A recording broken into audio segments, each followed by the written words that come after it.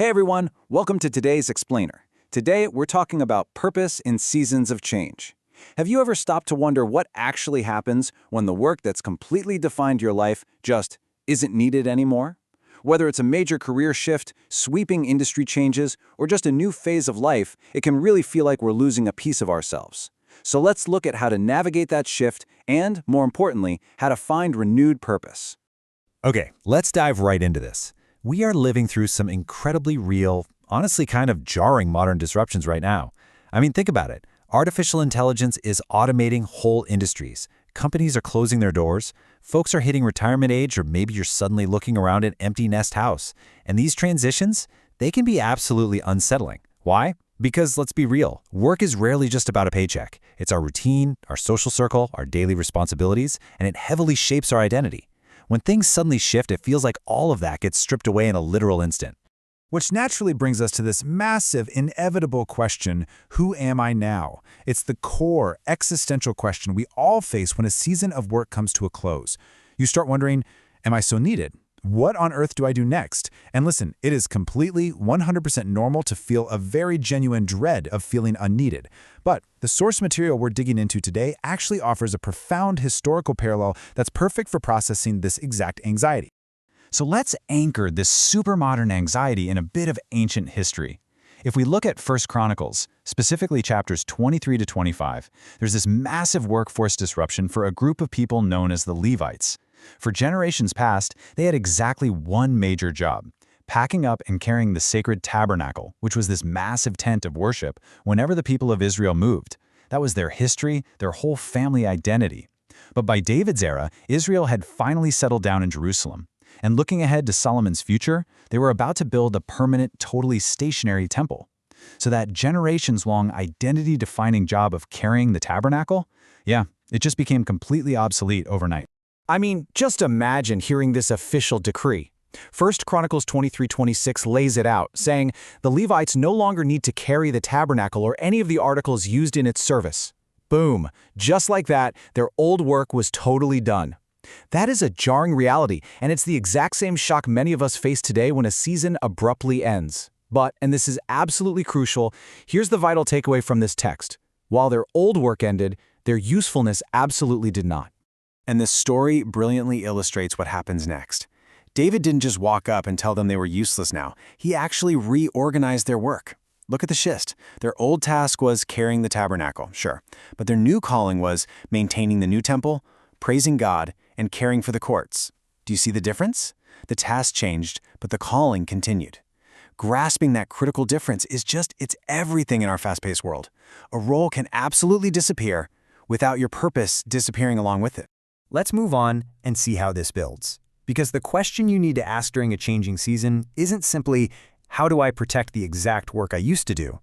A way better question is, what deeper purpose was being expressed through that work? Take an administrator, for example. What's your deeper purpose? Well, you brought order to confusion. That's a real superpower. I challenge you to look way beyond your formal job title and really pinpoint the deeper value you actually provided. We can literally apply this to almost any field. Say your formal role was a teacher. Okay, but what was your deeper purpose? You helped people grow. That deeper ability to mentor, to help others evolve, that survives. It translates perfectly into brand new arenas, even if the formal teach-in role or the physical classroom itself totally disappears. So the crucial point here is this.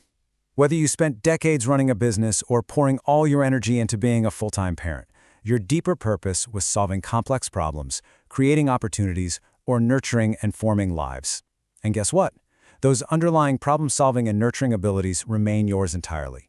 Nobody can take those away, no matter how drastically the season changes around you. This perspective, it's exactly what we need right now when we're staring down the modern anxiety of AI and automation. Sure, yes, a machine can take over a repetitive task, but a machine absolutely cannot become a human being. I want to energetically affirm right now that human worth has never, I mean literally never, come from just being able to perform a task faster than a computer. We carry these incredible, irreplaceable human qualities. We're talking wisdom, compassion, moral responsibility, deep relationships, judgment, courage, faithfulness, and loving service. You just can't reduce those things to simple machine-like productivity. No way. But Actually navigating this kind of change requires way more than just good intentions.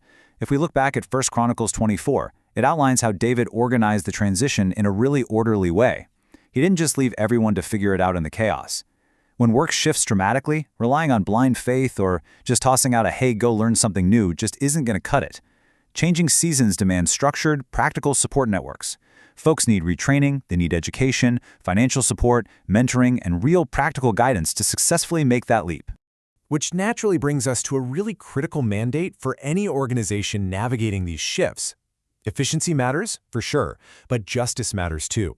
Technology should never, ever treat human beings as disposable. Businesses and leaders carry a profound moral responsibility to make sure there's fairness during corporate transitions.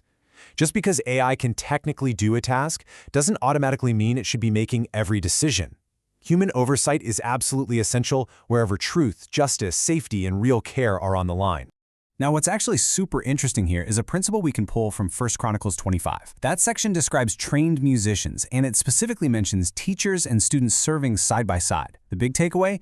It is not shameful to become a student again. Seriously, you might have spent 30 years mastering a specific profession, only to wake up today and find yourself needing to learn completely new systems or software. And yeah, that can feel incredibly humbling, maybe even frustrating. But as we pick up new skills, we really have to approach it with a sense of humility and discernment. And look, as we go through any big transition, we absolutely have to acknowledge the emotional toll. The end of a role involves genuine loss, plain and simple. But grief does not have to become our permanent address. We definitely don't need any toxic positivity here. Having faith and resilience doesn't mean we have to fake a smile and pretend the change is painless. Whether you're facing the end of a long career, closing down a beloved business, or hitting the end of an active parenting season, that grief is very, very real. It's okay to validate that loss. Just know that it doesn't define your permanent future. As we reach the end of today's explainer, I want us to shift gears. Let's stop asking what is ending and start asking a series of deeply reflective questions. First up, what remains? Actually, take a second and think about that. Process this truth. Your life is so much more than a job title. Your character? That's completely intact. Your experience still holds incredible weight, and your ability to serve others remains entirely in your hands. Next, ask yourself, what have I learned? Seriously, take stock of it all. Remember, stepping into a totally new season and becoming a beginner again does not erase the massive amount of wisdom you gained in your previous season.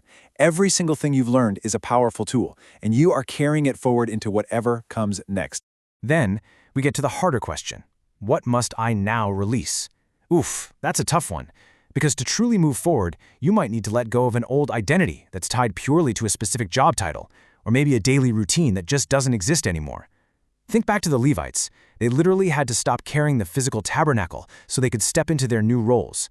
So, what do you need to stop carrying? Finally, we arrive here. What new responsibility may be opening? Your old work might be ending, but your story, your underlying value, and your ability to contribute, those are definitely not over. I really want to leave you with this provocative final thought. What if this changing season is not the end of your purpose at all, but rather the thrilling beginning of its entirely new expression?